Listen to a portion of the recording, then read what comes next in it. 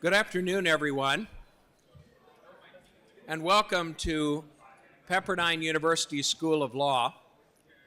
We're delighted to see so many people have been able to come out from the Los Angeles area and also students from our institute to join us today.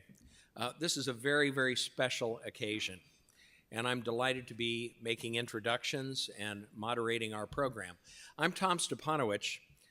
I'm William Webster Chair in Dispute Resolution here, and also have the honor of being the Associate Dean responsible for the Straus Institute. And I think there's nothing quite like it, don't you? It's an extraordinary place.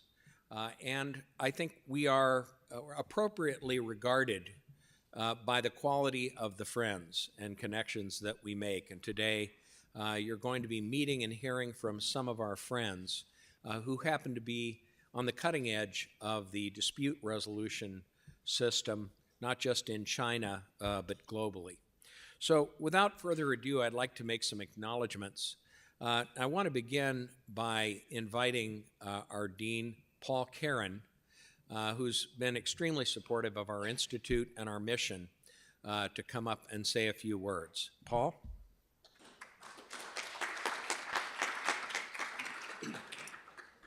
Thank you all. It's my honor to be here and to welcome all of you here. And I told some of you this morning that last week I was in London on vacation with my wife, and we did a bunch of touristy things, and one of the things we did was we went to see the crown jewels of England. Woohoo, and I actually have one here, no. But I very much consider the Straus Institute the crown jewel of our law school. I am so proud to be dean and doing all I can to help expand Straus's influence in this country and throughout the world. And we're especially proud of our historic relationship that both our university and the law school has had with the nation of China and the large numbers of Chinese students we've had at the university and the law school. And so we're very much looking forward to expanding that partnership, and I thank you all for having me here this afternoon. Thank you.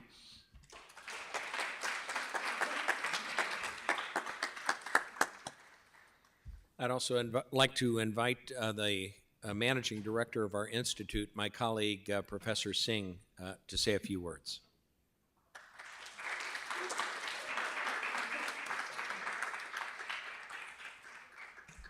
Distinguished delegation from China, thank you for coming. This is amazing presence that you're here with us today on this auspicious occasion. Dean of the Law School, thank you for your kind words and support the Institute. Associate Dean of the Straus Institute, Professor Stipanowich, thanks for your leadership.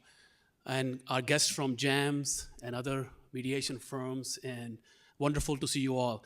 My only job is to thank you all for your presence, and I'll say one word, that in India where I grew up, it says the power of stories. The stories are very powerful. Stories bring, so I hope today we get to hear some stories from the civilization of China, including the civilization of new field called arbitration, international arbitration that is expanding, and share some of our stories. It is an honor and it's a privilege to have you all here, and thank you. Thank you for coming.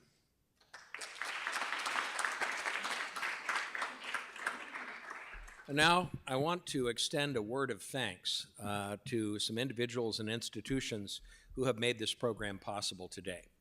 And I would like to begin by recognizing JAMS and two representatives of JAMS, Rance Howell. Rance, would you stand, please?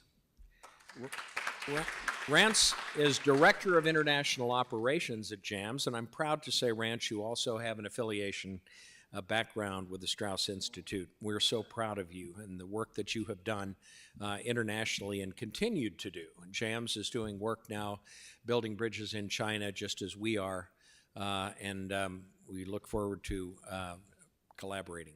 I also want to introduce Denise Carter, who is the Regional director of, general manager, excuse me, of JAMS. So Denise, we're so glad you could come today.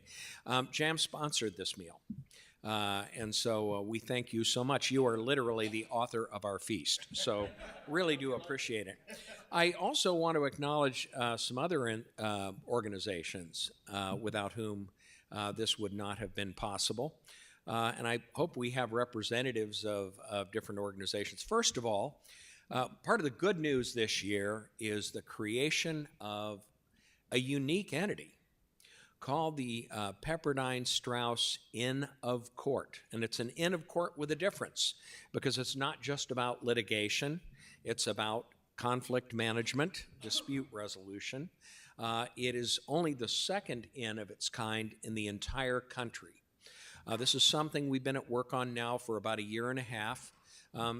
For those of you who practice in this area, for those of you who are students or who are alums of any age or level of experience, we invite you to learn more about the Inn of Court. We have had Bob's 6 meetings so far, including an event just a week or two ago at the Jonathan Club, which Bob helped to put together. Let me ask Bob Reed, who's a member of the Executive Committee of the Inn of Court, to please stand. Bob?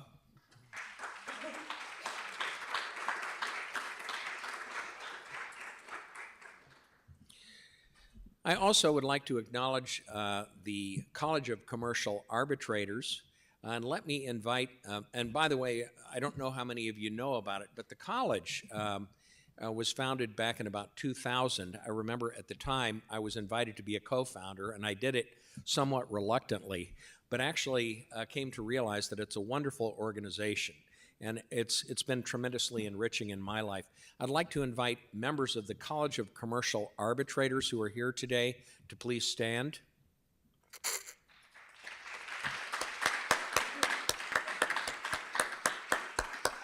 It also happens that Barbara Reeves and Jeff Benz are both JAMS arbitrators. So they have a double reason to be here. We're so glad to see both of you today. Another organization that is a co-sponsor of this event is the American Arbitration Association. Mike Powell, one of our good friends from the region, and Harold Coleman, who's in charge of their mediation program, have been instrumental over the years in various programs we've done. So we want to thank them as well. I don't know if a representative of AAA is here, but if so, thank you. Tess, did I miss anyone? Tess, I missed you. I missed you. Let me simply acknowledge without going further that we, as all of you know, the quality of Straus is really in its terrific individual members of our staff and our faculty. Tess Marmé and Lori Rushford and Jenny Roos, all of whom played a role in setting this program up, deserve a round of applause, and I know there are a number of other people from our staff that have been involved. Please join me in thanking them.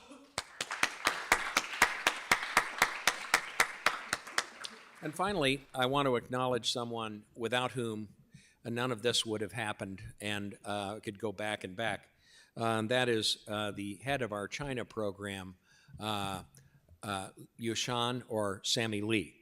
Would you please stand? Sammy Liu. Yes. Thank you so much for all you've done to really make this possible. Okay, today it's my great pleasure to introduce our panel today. We're going to have a conversation. And there's nothing I like better than to talk about what we do and to learn from people who are truly on the cutting edge of conflict resolution. Sukhsimran, Professor Singh, made allusions to stories. And of course, China has just about the longest story to tell of any nation in the world. In the US, we've experienced a modern revolution in conflict management. And this is something that has had an impact around the world. But what's interesting is that as the waves of this recent change have reached other shores, it's intermingling with traditions that go back hundreds, and in the case of China, thousands of years. The Chinese have been mediating since before the time of Confucius. China has always had much to tell us about how to manage conflict. And today, China is again moving to the cutting edge. And we're going to hear something about that today. It's taking on the challenge of trying to open up its system to the world, commensurate with its growing role as a world leader. I have watched developments in China over the last 20 years at rather close range. And one of the people that I had an opportunity to work with some years ago, first when I was working out of New York as the head of the International Institute for Conflict Prevention and Resolution, known as CPR. We worked with the China Council for Promotion of International Trade and CIETAC on the development of an international mediation program. And this spring, when I came back to Beijing and had an opportunity to meet the recently established Secretary General and Vice Chairman of CIETAC, turned out it was my old friend, Mr. Wang Chengjie. Mr. Wang is the perfect person to be leading the CIETAC, the China Institute for Economic Trade and Arbitration Commission. And it, of course, is the leading commission for arbitration in China. It has been around a long time. It is now embracing new challenges and new opportunities. Mr. Wang has 3 decades of experience, much of it with CIETAC, but also with other organizations. He was appointed in 2009, not long ago, Deputy Director General of the Commercial Legal Service Center of the China Council of CCPIT, which I mentioned before, and also the Secretary General of the Mediation Center of the China Chamber of International Commerce, and acted as head of the Legal Affairs Department of CCPIT from 2015 to 2016. And of course now is playing a very important leadership role. It's interesting to note that, like a good number of people who have been engaged with CIETAC, he's been intimately involved with the process of arbitration and also has mediation experience. We'll be talking some more about that when Mr. Wang comes up and we begin the conversation. Let me also mention that I have the particular pleasure of introducing and talking today with another friend, Ms. Christine Kang. And she is currently a partner with one of the leading arbitration firms in the world. That's the JunHe, and forgive my awful Chinese pronunciation. I'm still working on placement of my vowels. Law firm in Beijing. She's practiced international law for many years and worked at CIETAC Beijing headquarters for 8 years. She may touch on some of her experiences there, but they get an extraordinarily close view of the arbitration process there. She has significant experience representing Fortune 500 companies, doing business in China, arbitrating in China, resolving disputes there, and vice versa. She's worked with Chinese state-owned entities and other organizations that are coming around the world. And she has extensive experience in anti-bribery investigations and corporate compliance matters. She also advises Chinese companies on overseas investment in the U.S., in Europe, in Latin America, and Africa. So, as you can see, there's way more than I can even adequately describe about Christine, but I'm thrilled that she's here. I was pleasantly surprised to see my friend Christine was going to be on the program.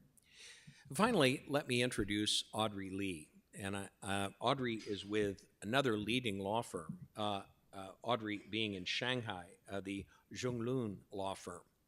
And she's not only a partner at Zhong but co-heads the firm's mergers and acquisitions practice group and is a member of the management committee of the Shanghai office.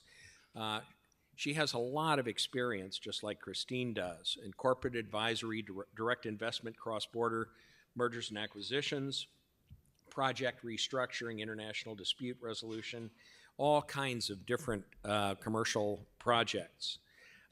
She was selected as top woman lawyer of Shanghai by the Shanghai Bar Association in 2011, ranked #1 among the top 15 women lawyers in China by Asia Legal Business in 2012. She also worked for 7 years at CIETAC. Were the two of you, Audrey and Christine, were you there together at the same time or not? No? Okay. In any event, both had that opportunity to interact with specific arbitrations. And again, I hope they'll have a chance to touch on that some more. Now, both of them obtained part of their education not only in leading Chinese universities and law schools, but Christine was at Stanford, and Audrey Lee actually obtained a degree from NYU Law School, where she was a student of Jerry Cohen, probably the leading legal expert on China. And I do have to note that today we went up to the Heroes Garden, which was created in honor of Tom Burnett, one of the 9/11 victims, and it's really dedicated to the victims of the 9/11 disaster. And Audrey and I were standing together, and she told me that, like me, she was in New York at the time of 9/11. And she was actually located about a block from the World Trade Center at the moment the first plane hit the tower. So she has quite a story to tell about that day. We related the experience we both had in the wake of that disaster. Well, speaking of experiences and stories, we'd like to begin now our conversation. I'd like to invite Mr. Wang. I'd like to invite Christine and Audrey to come up, and we will begin our discussion. By the way, we're going to, I'll be asking questions, and we'll have a dialogue. Please, Mr. Wang, if you would sit in the center, and I'll sit down here on the end so the rest of you can locate yourselves.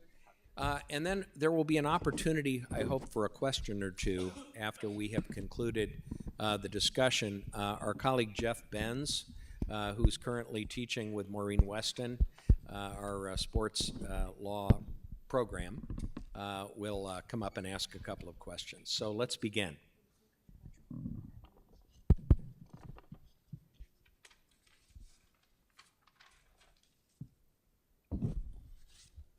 Right, I'm going to begin with a question to Mr. Wang.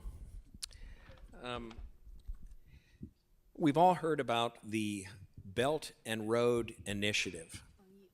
And first of all, I think we'd like to hear, Mr. Wang, for you to tell us, just describe that a little bit, the importance of the Belt and Road Initiative in terms of China's larger goals, the impact that you think it will have, and then perhaps touch on how it affects the world of arbitration and dispute resolution.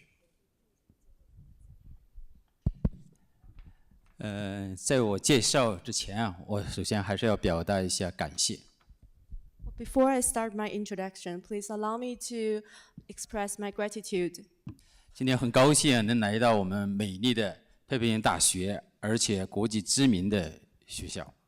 It's my great honor and pleasure to be here today to visit Pepperdine University and the law school. 特别是在这里能见到我们在美国非常知名的、重要的、具有丰富理论与实践经验的各位专家。 And it's especially pleasure for us to meet with the United States' famous and well-known experienced experts in this field. 而且我也非常欣赏采取这种对话的形式，给大家一起共同来探讨我们感兴趣的争议，解决问题。 I think it's very important. It's great pleasure to have this dialogue to discuss these important matters. 那么刚才汤姆斯教授也介绍了我们之间，从机构之间还是个人之间的友谊，我认为确实这是我们开展未来合作的基础。And as Thomas has mentioned, we shared a long-standing relationship and friendship, and it will be the foundation for our further development. 实质上，在我们开始对话之前，我已经跟相关的有关的专业人士已经进行了下一步的合作的安排。 As a matter of fact, before we started this dialogue, I already shared some thoughts with some experts about how could we continue to strengthen our cooperation. 所以说，我认为我们今天的会议确实是非常重要。 So this is a very important occasion for us. 这也意味着我们有很多的机会。 It also means we will have more opportunities to come. 那么刚才汤姆斯教授问我的第一个话题“一带一路”，这确实是现在热门的话题，重要的话题。 Well, the question Tom just proposed about the Belt and Road Initiative is quite a hot and important topic. 应该讲，“一带一路”倡议十几年来，确实已经产生了非常广泛的影响。 The implementation of the Belt and Road Initiative has been starting for about a few years, and it had a widespread influence. 到现在为止，中国已经跟“一带一路”沿线及其相应的国家的100多个国家或组织，就“一带一路”展开了比较深层次的合作。 China has started with over 100 countries and organizations along the Belt and Road regions and started cooperation. 许多经济合作项目已经启动，基础设施联通也基本形成。 There are many corporations in construction projects and infrastructure construction projects. 经济园区建设都已经展开。 We also have started economic zone constructions. 从13年到16年，应该讲涉及到“一带一路”的相关的经贸进出口金额达到了20多亿美元。 And from 2013 to 2016, the volume of economic and trade cooperation between the Belt and Road countries and China reached $2 billion. 投资超过了500亿美元。 And the investment was over $50 billion. 仅2017年前3季度，我们在这个上，中国吸引到“一带一路”的相关的在中国的投资企业就设立2905个。 In 2017, the first 9 months alone, China attracted over 2,905 businesses to start in China from the Belt and Road regions. 那么，中国政府在“一带一路”这个2017年前3季度的投资也超过了100亿美元。 And the Chinese government's investment in the Belt and Road regions exceeded $10 billion. 仅建设工程项目就达到了近30亿美元。 Among them, merely the construction projects amounted to $3 billion. 这意味着我们从事经济活动的带来了非常多的机遇。 So the economic activities along the Belt and Road brings a lot of opportunities. 那么我们在机遇的同时，也深刻的认识到，也有深刻的挑战。 Meanwhile, we will also face a lot of challenges. 因为“一带一路”沿线的国家经济发展水平差异很大， Because the Belt and Road countries have a very diversified and different economic background. 制度也不一样，文化也有差异性。 They have very different political systems and very different cultural background. 这相应的会带来很多的这种争议。 Naturally, it will cause some conflicts. 所以说，对于我们争议解决机构或争议解决的专业人士来说，也带来了机遇。 So it means there is a lot of opportunity for the institutions and for experts in dispute resolution. 那么，茂众作为中国最大的，也是成立历史最悠久的争议解决机构，当然，我们是应对这种挑战，也会抓住这种机遇，做了大量的工作。 While CIETAC is one of the biggest and longest standing arbitration institution in China, it faced a lot of challenges, but it's ready to make efforts to tackle them and to seize the opportunities. 单从这几年我们受理的涉及到“一带一路”沿线国家的案件来看，已经达到了近400件。Recent years, CIETAC has accepted over 400 cases involving parties coming from the Belt and Road regions. 那么涉及的这个“一带一路”沿线的国家有20多个， It covers 20 countries from the Belt and Road regions. 涉及的“一带一路”的这个案子类型既有建筑争议，也有金融争议，也有保险争议，当然还有传统的贸易投资争议。 The case types involved in these cases covers from construction projects to finance, insurance, and as well as the traditional trade and economic disputes. 这里面更多的企业兼并、重组以及能源等等这样的案件，在贸重里面比例在大幅度上升。 And the number of cases involving merger and acquisition and energy disputes are also growing in CIETAC. 所以说，面对这种情况，贸重一方面加强我们自己机构建设，来适应这种挑战，更好的提供高质量的、高效的争议解决服务。 In the face of these challenges and situations, CIETAC tries to promote the institutional construction and to face the challenge, to grab the opportunity, provide better service for the parties. 首先，大家都是搞争议解决的，那么特别是仲裁，如果争议解决质量或者是公平不公平、效率高不高，取决于仲裁员。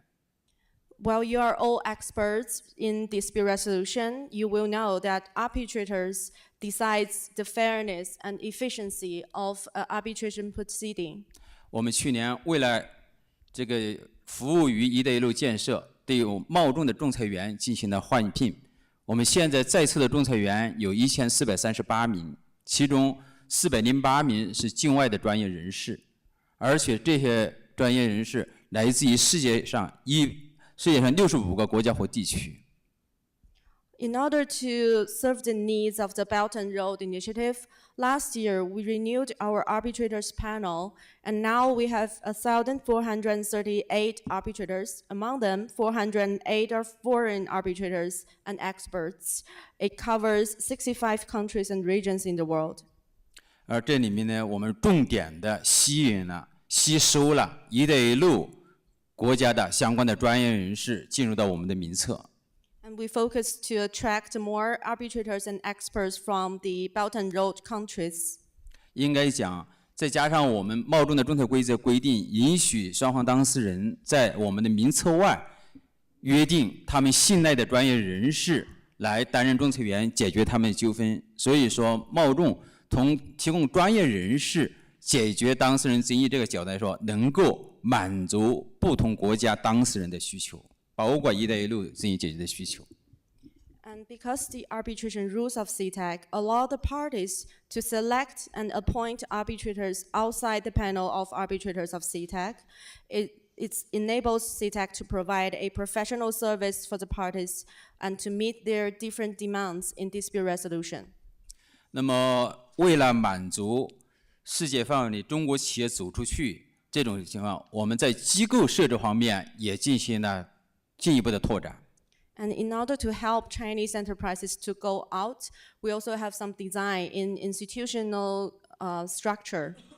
比如说，中国企业要走出去，这下如果等会儿有时间，大家很清楚，“一带一路”向下争议解决，除了传统的诉讼以外，大家都认为仲裁确实是变得越来越重要的争议解决方式。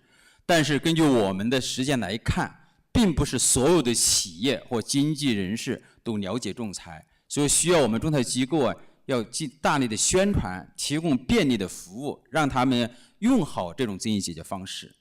And in the process of the going out of Chinese enterprises, especially under the Belt and Road initiatives, people realize that in addition to litigation, arbitration serves as one of the best methods to resolve their disputes. But we also know that not every entrepreneur understands or knows about arbitration, so it is our responsibility as an arbitration institution to promote arbitration and to provide better service for the parties. 所以说，为了提供这种就近的便利的服务，我们加强了机构建设。在这几年来，我们在中国设立了10个分会。 In order to provide local service to facilitate dispute resolution, we expanded our institution by establishing about 10 subcommissions across China. 这包括我们去年在陆上丝绸之路的起点西安，专门成立了贸中的丝绸之路仲裁中心，专门服务于“一带一路”的建设。It included the Silk Road Arbitration Center established by CIETAC last year at the starting point of the Silk Road in the mainland. 另外，我们“一带一路”向下，因为涉及的案件或当事人来自于不同的法律，既有大陆法系的，也有英美法系的。我们在2012年也在香港设立了贸中的香港仲裁中心。And because under the Belt and Road initiatives, the parties coming from different cultural and legal background, some of them come from common law system and some of them come from civil law system. Therefore, to accommodate their needs, we established the Hong Kong Arbitration Center. 年初，我们又在维也纳注册了贸中欧洲仲裁中心。And earlier this year, we registered CIETAC's European Arbitration Center in Vienna. 这个今天会议，明天我要去温哥华。7月2号，我们在温哥华要正式揭牌贸中的北美仲裁中心。And after today's seminar, we are headed to Vancouver tomorrow. We are going to establish our Vancouver office called CIETAC North America Arbitration Center on the 2nd of July. 那么这个是这1-2年来，我们为了服务于中国企业走出去，服务于“一带一路”，在这个方面做的一些工作。These are the several endeavors taken by CIETAC to serve the Chinese enterprises in their going out process and to serve the needs of the Belt and Road initiative. 总之，我感觉“一带一路”机会很多，风险很多，我们需要做的工作也很多。Well, I believe that there are a lot of opportunities and risks in the Belt and Road initiative, and there are a lot to be done. I'm sure many of us are surprised to hear of the breadth of these changes.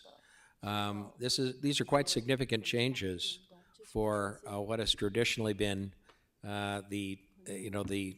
what shall we say, the grandfather of modern arbitration in China from a commission standpoint. You're really embracing the idea of embracing the world. I'm curious to know, as you look ahead, what further changes do you see? You talked about accommodating the needs of different legal systems, and clearly you're moving into a place like Canada with its common law system. You're undoubtedly addressing the same kinds of things in the Hong Kong Center. What do you see as the special challenges that you will have going forward? And have you thought about how you're going to address those? 我认为挑战确实很多，因为现在当事人的需求很多，所以说贸仲的工作必须以当事人的需求为导向。I believe there are a lot of challenges, and because the parties have a diversified needs, so our work must be directed by the needs of the parties. 那么就单纯从仲裁这个角度来说，我刚刚说了哈，因为贸仲的当事人到现在为止，就2017年的这个案件结果来看，来自于世界上60个国家或地区，这也是我据现在各仲裁机构统计来看，应该是基于其他国际仲裁机构的前列。Well, take arbitration as an example. As I said, CIETAC parties came from 60 countries and regions in 2017 alone. So it is a very complex background. It ranks at the top of the world's leading arbitration institutions. 首先，这些当事人在贸仲仲裁，我们规则明确规定，必须对当事人的意识得到充分的尊重。所以说，在贸仲，除非法律有禁止性的规定，其他的各方面都可以按照当事人的需求来提供这样相应的服务，包括你使用什么样的规则，使用什么的语言，使用什么的法律，在哪个地方仲裁等等。So when the parties decided to have arbitration in CIETAC, our rules respect party autonomy, and we allow the parties to have their own agreements with regard to the applicable law, with regard to the rules and to the languages, to the seat of the arbitration. As long as they have a need, we will facilitate their need. 而且我们对仲裁庭审理案件仲裁员的权利也对给予非常充分的尊重，允许他们按照仲裁、按照案件的性质或需求来采取他的审理模式、审理方式。And we also fully respect the arbitral tribunal's decision on how to conduct the hearings and how to examine the case. And we allow them to use different methods and different approaches based on the nature and the needs of the case. 大家很清楚，在不同的法系项下，审判的理念、审判的方式是不一样的。在大陆法系项下，审判往往是纠问式的一种方式；在英美法系项下，那么审判通常是对抗式辩论的方式。那么，怎么使冒众的不同的法律项下的当事人享受不同的服务，这是冒众正在或将要解决的问题。And you will know that different legal systems have different ways of conducting the hearings. For example, in civil law countries, it's common to have inquisitorial oral hearings, whereas in common law countries, it's common to have inquisitorial hearings. And in common law countries, it could be very argumentative. So we really need to see what the parties want during the hearing and try to help them to use the approach they feel comfortable in. 所以说，冒众作为一个管理机构来说，愿意为仲裁员、为当事人提供这样的平台。比如说，你采取纠问式的审判方式的话，那当事人受大陆法系情况下，那纠问式的审判方式，当事人在大陆法项下，那由仲裁庭按照大陆法方式来进行。那么在中国是因为是大陆法项下，对英美法项下的不太熟悉。但是我们就请英美法系项下相关的专业人士加强对我们的仲裁员的这方面的技能的培训，使他能够满足当事人这方面的需求。For example, in civil law countries, it is common to use inquisitorial methods to conduct the hearing, and some arbitrators from China are not familiar with this method. They are not familiar with the method used in common law countries, and we would let them to be trained by experts from common law countries so that when they are in a hearing with common law parties, they would have met their needs. 比如说，我们在7月9号，冒众就要举办关于证人交叉盘问，这是在大陆法系项下是不多见的。但是为了我们的仲裁员能够适应这种工作需要，专门召开这样的研讨会，请专业人士进行一种模拟演练。For example, in July the 9th, we're going to host a seminar on the witness cross-examination. This is not a very common procedure in civil law countries, but in order to meet the needs of the parties and adapt to that needs, we decided to train the arbitrators and to know more about it. 大家都是专业人士。我相信对目前我们争议解决的现状应该都有比较充分的了解。我们诉讼作为重要的解决方式，实际上在国际上市争议解决方面，它还是存在一定弊端，时间太长，费用太高。And you are all experts in dispute resolution, so you will know that litigation, as though it is a very important dispute resolution method, it has certain impediments in international commercial disputes. For example, it takes a long time, and it can be very expensive for the parties. 那么在仲裁方面，不少的机构也存在着仲裁诉讼化的趋势，费用也高，时间也长。And even in the field of arbitration, in some arbitration institutions, the procedure is very similar with litigation, and it also takes a long time, a lot of money. 冒众要做的是什么？冒众要做的就要使仲裁的突出的特点、高效、经济的特点得到最大的发扬。And what is the endeavor of CIETAC? We would like to uphold the efficiency and fairness and economic nature of arbitration. 我这里也不毫不避讳的要说，实质上在我们英美法系项下，这种辩论式的方式，实质上也带来着另外一个副作用，有时候时间太长，花费的金钱太多，给当事人带来的负担太重。And I would also like to say that sometimes the argumentative debate method used in common law countries takes a very long time, and it places a significant burden on the parties.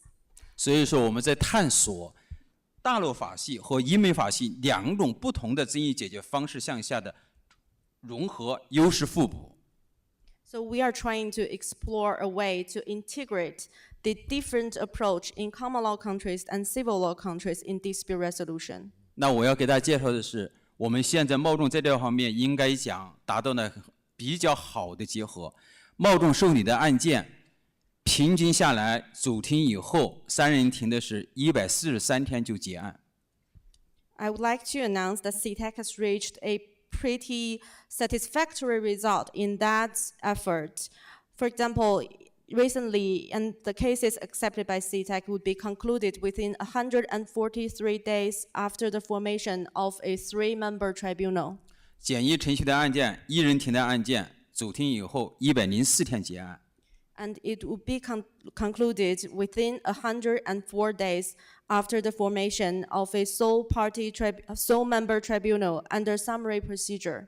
这种时间的短，实际上带来了当事人费用的降低。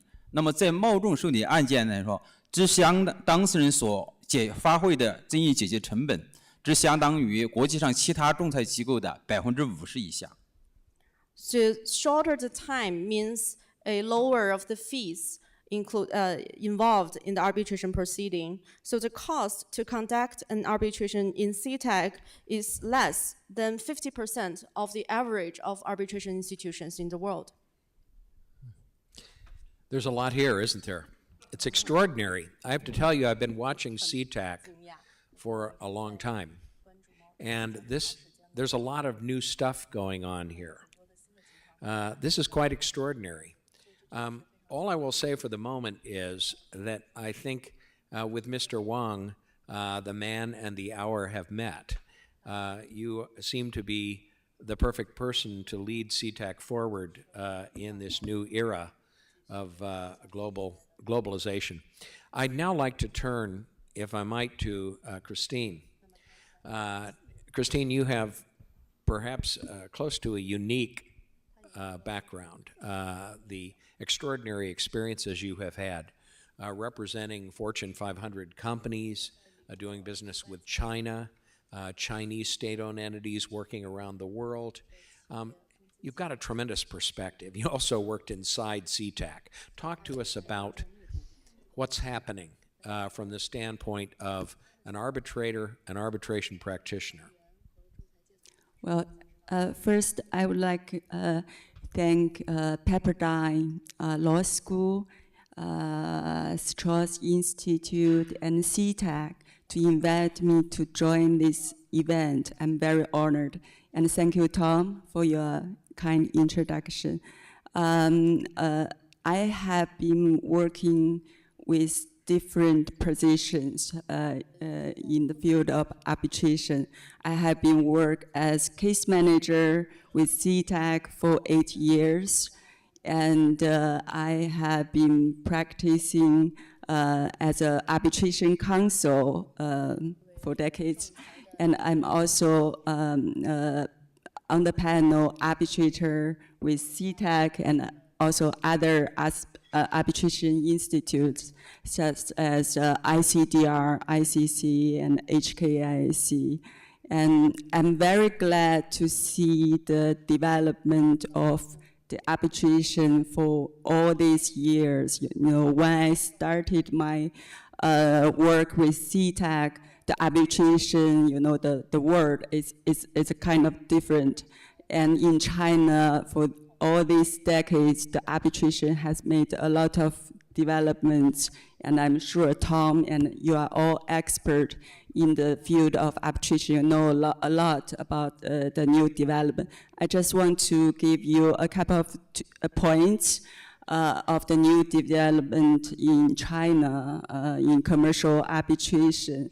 You might know this year the Supreme Court published 3 interpretations on the judicial review of arbitration cases. And I would say it brings Chinese arbitration closer to the international standard. And you may know in the past when the Chinese law, Chinese civil procedure law, when they categorize different arbitration, they use the arbitration institution.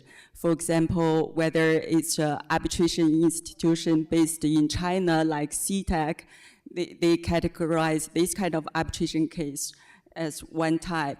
And for other arbitration cases, foreign and domestic, it's not like the international standard as we divide arbitration with the key elements is the arbitration seat.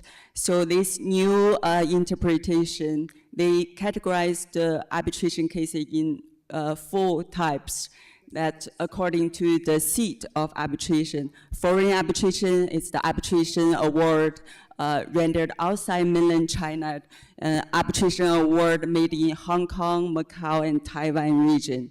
And also foreign-related arbitration award, that's the arbitration award with foreign elements rendered by an arbitration institution like CIETAC in mainland China, and other is domestic arbitration award. So that's make it clear, because in the past it's a different concept and make it difficult, especially for our practitioners.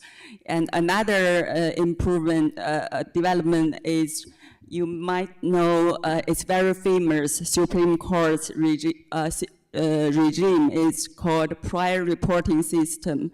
This system, the purpose is to build pro-arbitration bias in China by removing the local court's power to invalidate arbitration agreement or to revoke, set aside arbitration award rendered in foreign countries or by foreign-related institutions, or to reject the enforcement of a foreign award. So according to that prior reporting system, if a local court, they want to invalidate arbitration agreement, they need to first report to the High Court, and after the High Court approve this decision, they need to go through all the way to the Supreme Court for the approval. At that moment, you can invalidate that arbitration agreement, or you can reject the enforcement of foreign award. That's the prior reporting system. According to this new Supreme Court interpretations, they expand this prior reporting system even to the non-foreign related arbitration award. That means even for domestic award, if you want to reject enforcement, you want to invalidate arbitration agreement, you need to go to the higher court. You do not need to go to the Supreme Court, but you need to have the approval from the higher court. So that's very helpful to build the pro-arbitration bias in China. That is the second point I want to say. And another is, I would say, in China we have, according to the position of Supreme Court, if the arbitration case, they do not have a foreign-related elements, that's domestic. For example, we have a US company, they have a subsidiary in China, it's wholly owned by their US parent, but in China it's considered a domestic enterprise. So if 2 WFIs, that means wholly foreign-owned enterprises, they have dispute, you cannot choose arbitration seat outside mainland China. So that's the restriction. You know, we frequently was approached by our client asking whether we can choose Hong Kong, we can go to Singapore, or even New York to resolve our dispute. But you know, if you want to, in the future, at the end of the day, you want to enforce this award in China, you might have risk because it will be considered a domestic dispute. And according to the current Chinese laws and the Supreme Court position, you need to settle that dispute, resolve that dispute within China. But there's some new update on this is, you know, in China, some cities like Shanghai, Wuhan, they have a free trade zone, FRZ. So Supreme Court, this year issued another interpretation saying that for this type of cases, you can choose the seat you like, you prefer. For example, Hong Kong, New York, Los Angeles, whatever you want. And we do have cases last year for these two WFIs.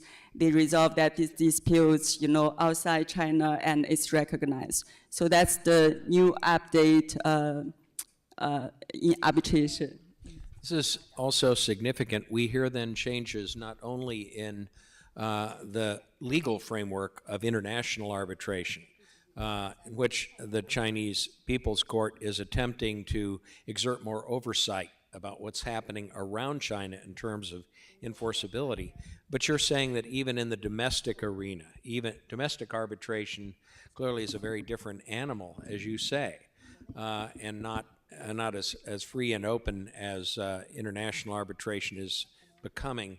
Nevertheless, you're saying that within free trade zones, including Shanghai, there may be opportunities for alternatives. All right, I want to turn to our final speaker, Audrey Lee. And Audrey, you also you share much in common with Christine. Not only your phenomenal practice, but also the work you did at CIETAC. I wonder if you could just begin briefly, before you talk more generally about your practice and your perspectives on what's happening, tell people about how your background at CIETAC influenced the rest of your career, because I don't think people realize what young people who work as case managers at CIETAC do. Thank you, Tom, for that. You mentioned at the beginning we should tell stories, right? So I want to share my unique story. I started to work for CIETAC after graduate from the university at a very young age as a case manager. I was asked by Professor Tang to work for CIETAC before I had any knowledge of law. I said, if you work hard, you'll get there. Could I interrupt just for a moment? Professor Tang is world renowned as one of the leading experts on international commercial arbitration. He's influenced me in my thinking and writing, and I had the pleasure to meet him some years ago, but he's also a guiding spirit behind CIETAC and its development. So please continue. I was very honored to be able to work for CIETAC because of Professor Tang. And after working for 7 years at CIETAC, both in Beijing and down in the Shenzhen subcommission, so I choose to leave and to do something more adventurous than just settling arbitration disputes. So I became a corporate lawyer.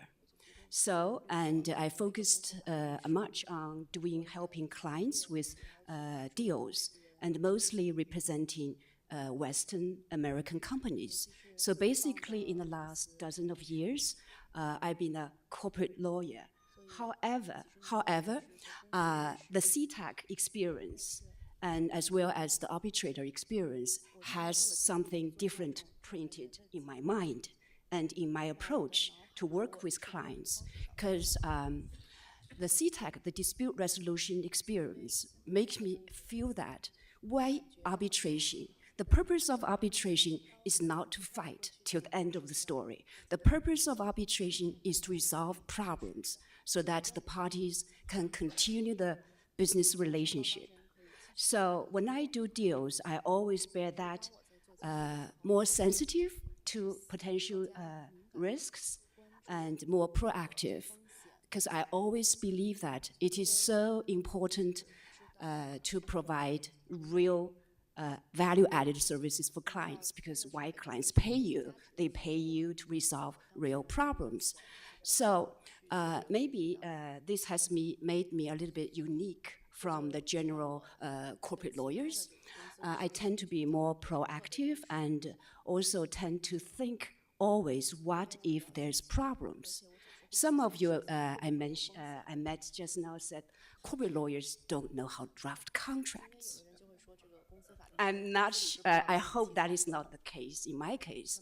So when I help clients with the deals, we always focused on why do you do deals? What are the legal options? Because there was always different approaches, and we would like to explain to clients what are the pros and cons under each options and the risks. So before we start signing or contract, we always tend to think about, anticipate all the potential issues, a kind of more thorough, a kind of more thoughtful. Sometimes clients ask, why do you always have more questions than we do? However, eventually they're very happy with that, because when we draft contracts, we always think, if things go wrong? What those contracts, the current contracts, do we have enough protections for our clients if things go wrong?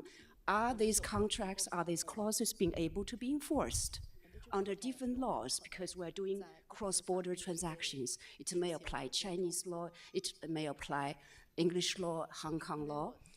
So that I think over the time, clients starts to realize the real value that I'm very fortunate to be able to bring to the clients because of CIETAC. That is why I'm very so thankful for that.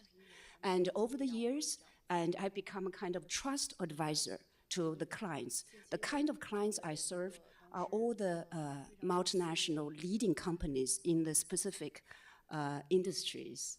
And one of my long-term clients is actually the biggest private company in the US. I don't want to mention the name, and I'm sure everyone knows about that. They're very demanding, but because we were able to not just to do deals, but also we are able to prevent potential risks, so that to draft better protected clauses for them, they are happy. So over the years, we've become a kind of trusted advisor and are able to stay with the clients on long-term basis, and also have developed a lot of clients. And one more thing I want to add, if you may allow me, Tom, you mentioned about 9/11. I happened to proceed with my legal study at NYU Law School, probably at I'm not sure it's the wrong year or right year, the year of 9/11. As you may all know that CIETAC, NYU Law School was right in downtown. So my apartment was right in the Battery Park. It was only 1 block away. So I literally saw the collapse of the Twin Towers. We ran away and we were evacuated for almost 1 month. So it was a 1-year Master of Law degrees. So when I was kind of semi-depressed, but when I finished the school, I had a long talk with my professor, Jerry Cohen, because I was struggling whether I should come back to China. And then he said, just follow your heart.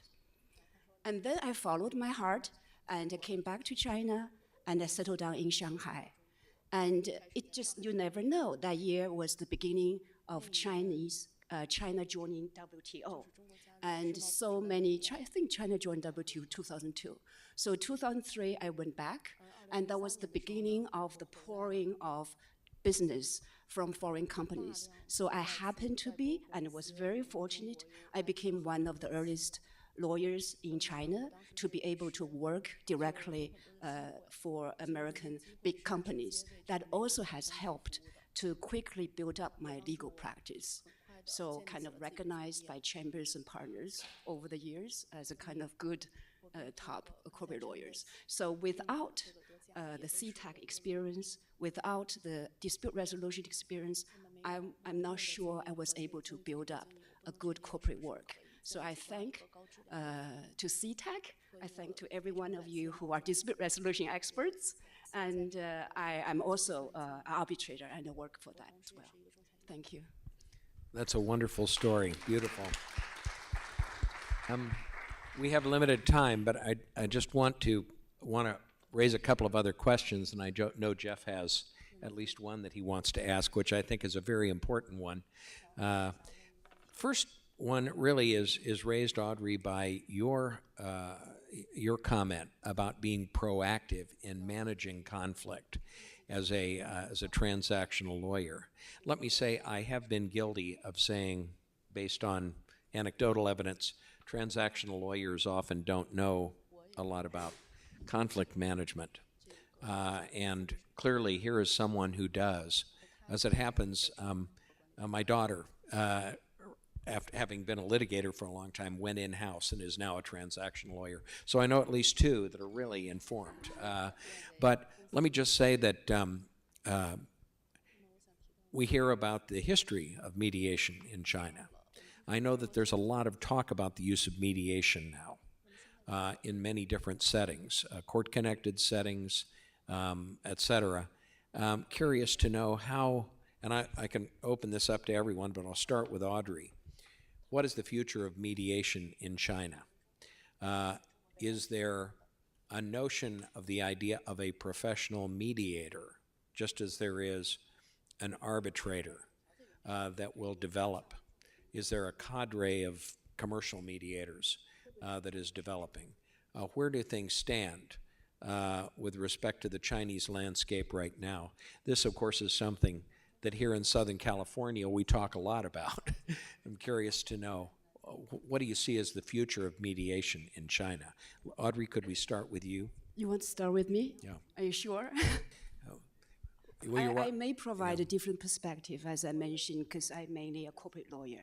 I think mediation has the greatest potential in many different aspects.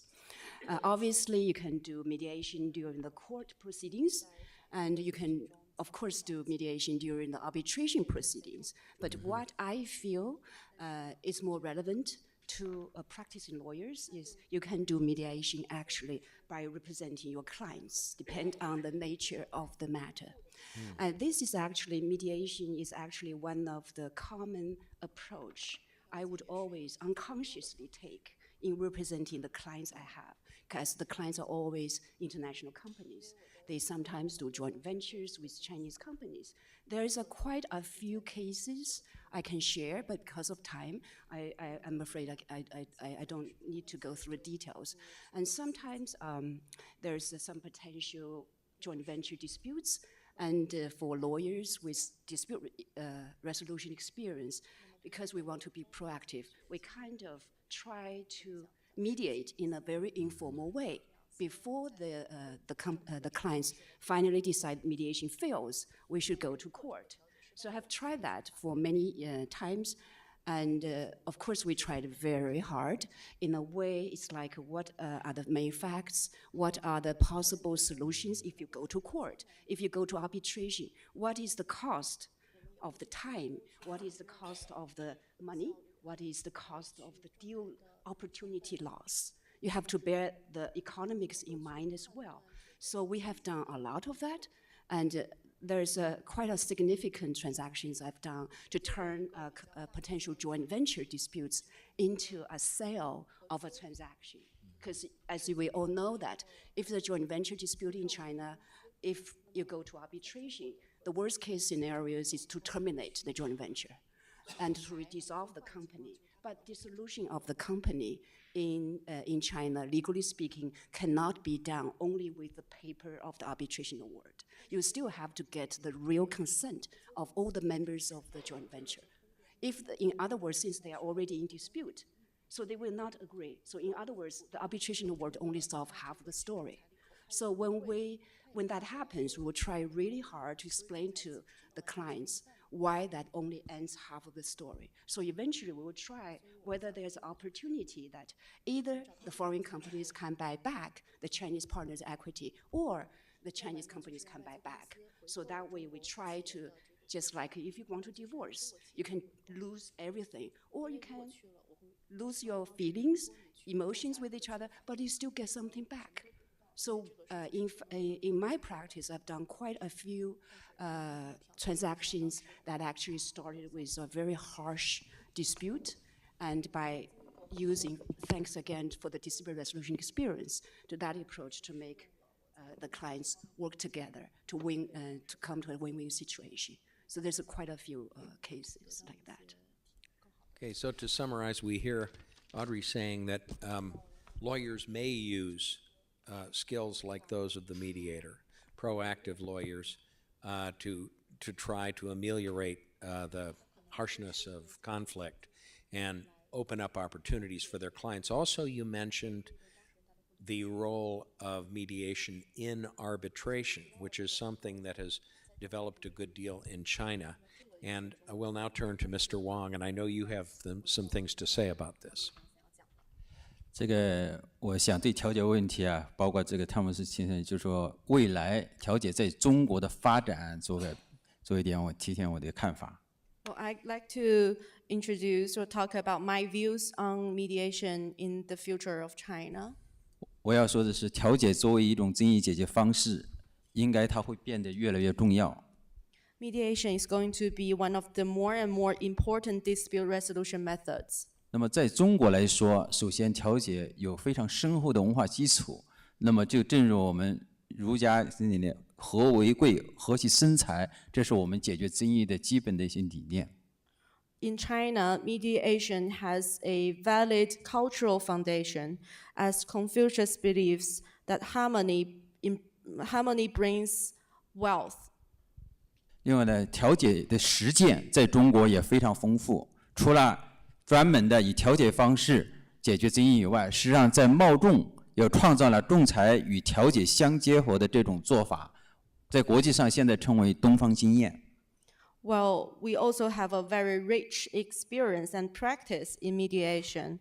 As the method to resolve disputes, CIETAC established the method of combining mediation with arbitration and is recognized as Chinese wisdom. 那么这种做法实际上就是在仲裁程序进行过程中，那么仲裁员在了解到相关的双方的争议观点、焦点以及一些事实的情况下，在征得双方当事人同意的情况下，或者一方当事人提出，另一方的当事人也同意，或者仲裁庭认为调解有利纠纷解决，在主动征求双方当事人意见的同意的情况下，把仲裁程序停下来，我们开始调解，仲裁员本身就变成调解员，在这种情况下进行调解。 So during the arbitration process, after fully comprehend the parties' views and to check with the parties about the facts of the cases, with the consent of the parties, or if the arbitral tribunal sees fit, the arbitrator could suggest to mediate, and with the consent, the arbitrators would actually pause the arbitration proceeding for a while and start to mediate. And at that point, he become, instead of an arbitrator, but a mediator. 在贸仲受理案件里面，以这种方式，最后通过调解方式结案的，基本上要占到20%左右。 20% of the cases accepted and managed by CIETAC were concluded in this manner. 那么这种问题，就正如刚才我们李峰律师所讲的，通过调解方式化解纠纷，能够提高效率、节省成本，促进双方当事人的进一步合作。 As Audrey mentioned, to use mediation to resolve disputes actually could improve the efficiency and to lower the cost. And it's more important that it would allow the parties to have further cooperation. 这种做法在早期在国际上有不同的看法，认为仲裁员变成调解员可能会带来一些影响。 At the early stage of this notion, the world have a different view. They believe that if the arbitrator serves as a mediator, they have some influence on the case. 但是现在实践证明，这种方式，第一，当事人非常认可。 But practice proved that parties actually prefer this method and recognize it as an efficient way.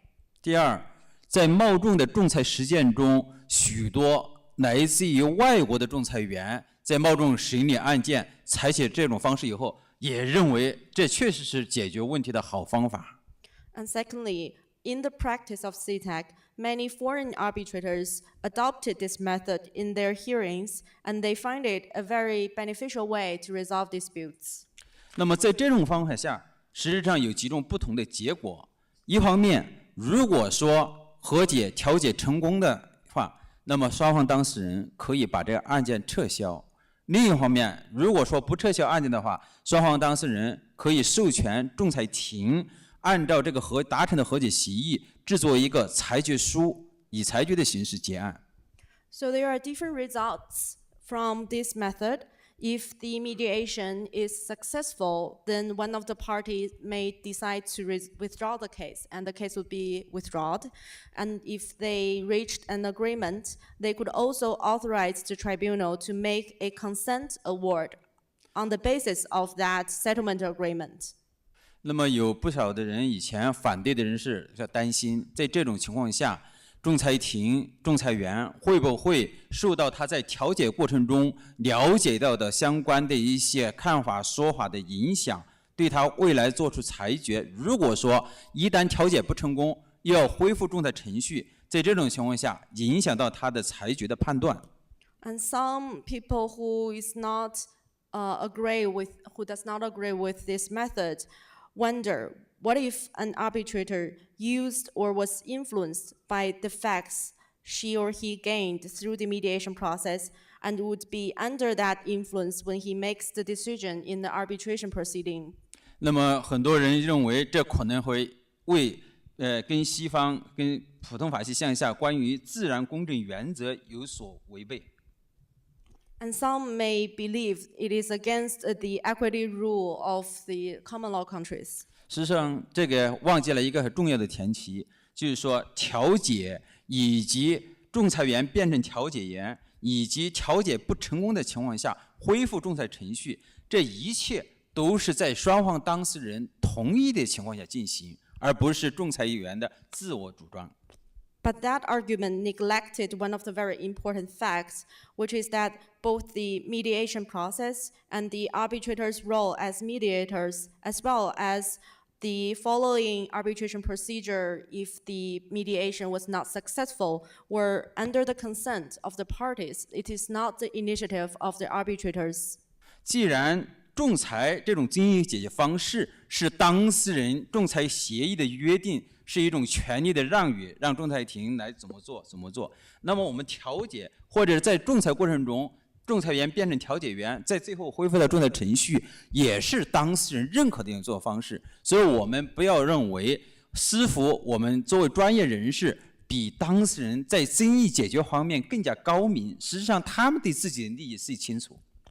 Because arbitration, the concept of arbitration originated from parties' agreement, and therefore the mediation process and the combination of mediation and arbitration were consented by the parties. And as professional experts in arbitration, we should not think we value the parties' interests more than themselves. Actually, they have the best say of their decision. 事实上，我们在仲裁规则方面也进行了各种的安排，比如说，在一旦调解不成的情况下，又恢复仲裁程序。那么在接下来的仲裁程序、司法程序以及其他争议解决方式中，对于调解过程中当事人所提出的主张、发表的意见等等，都不能引以为证。And in our arbitration rules, we have a special arrangement for this proceeding. For example, the arbitral tribunal is prohibited to use any opinions or facts they gathered from the mediation proceeding. 那么法律的规定，仲裁法也包括我们仲裁规则的规定，都要求仲裁庭必须依据事实、依据证据、依据法律来做出仲裁的裁决，而不是凭一种简单的推理或想象。And the arbitration law, as well as arbitration rules, required the arbitral tribunal to base their judgment on the fact and on the application of law. 那么刚才那个汤姆斯先生还问我对这个调解的这个发展的看法。我告诉你，5月18号，茂仲又成立了调解中心。And Tom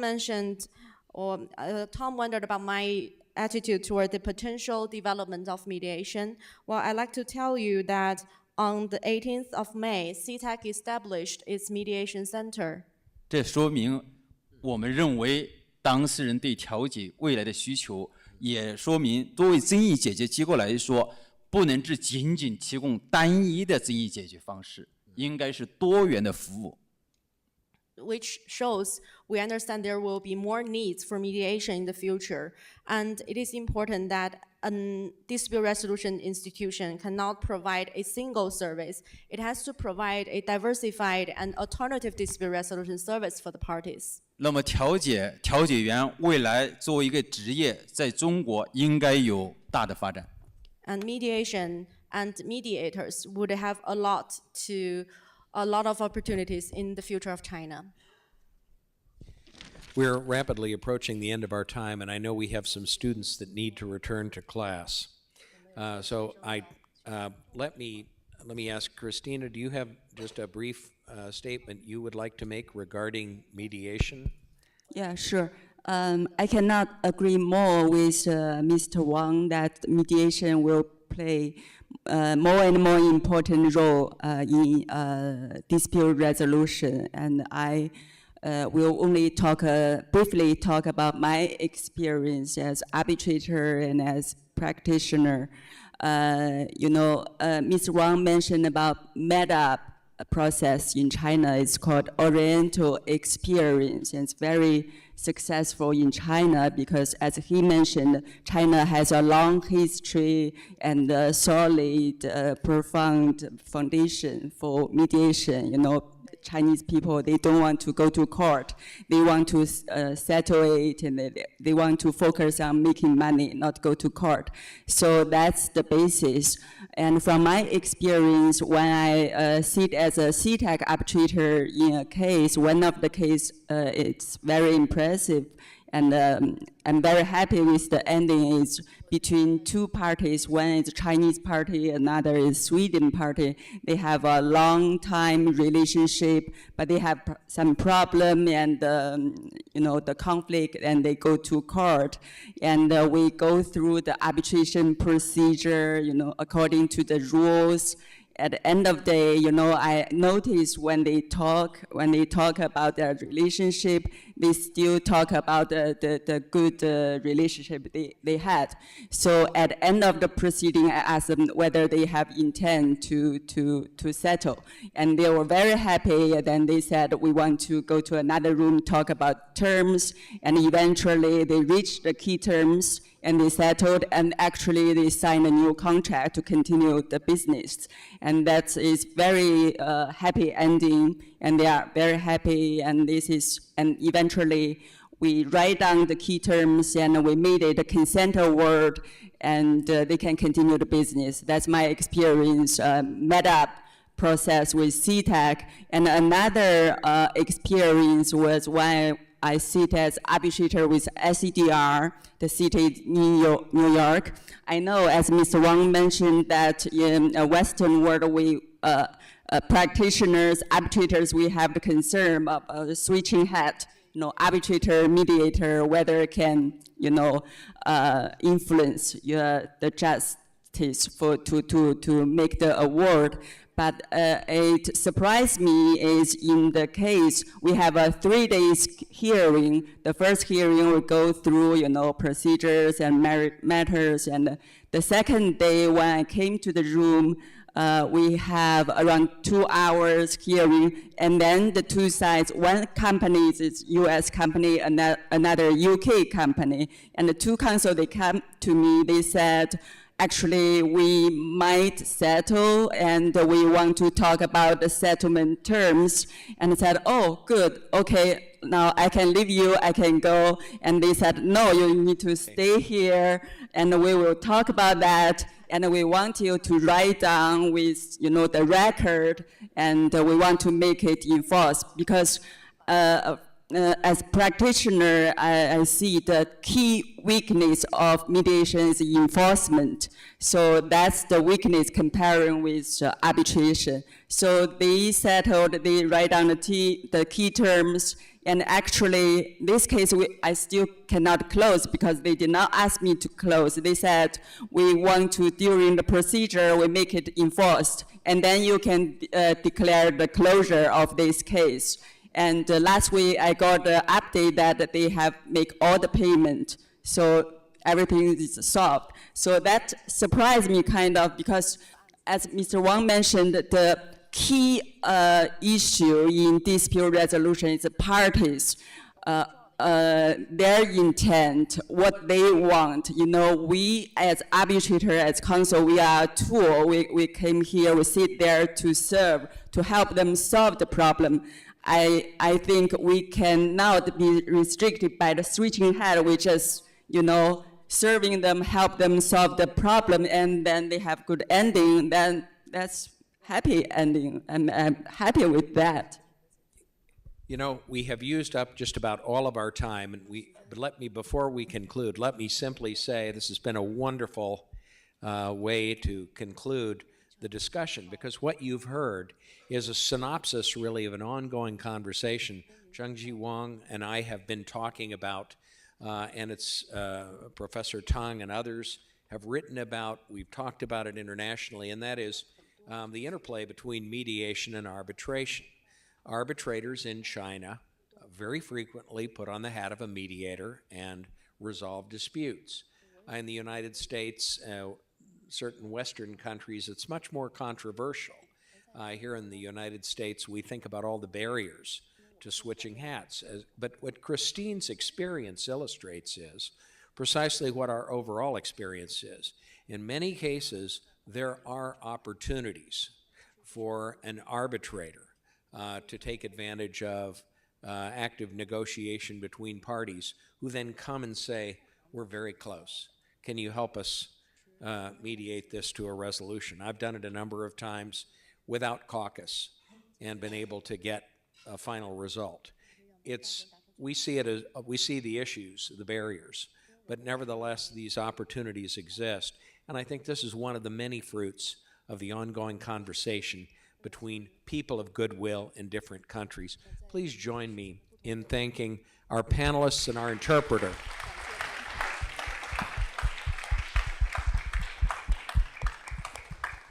I want to thank you all today for coming and being a part of this. I wish we could continue all afternoon, but I know we've got classes and meetings and other things people have to get to.